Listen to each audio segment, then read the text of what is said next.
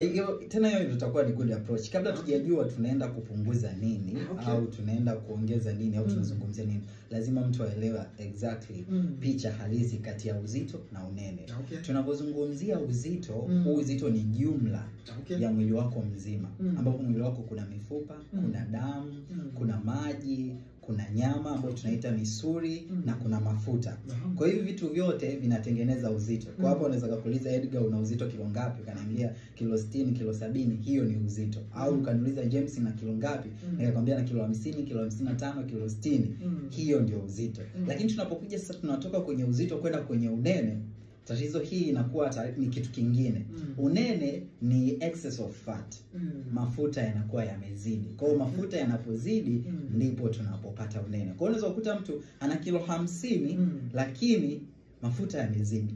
Huyu ni mnene. Unaweza kukuta mtu ana kilo 80 lakini uzito haujazidi.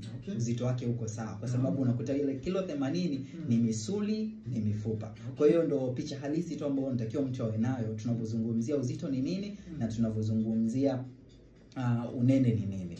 Hicho ndo kitu cha kwanza. Sawa, sababu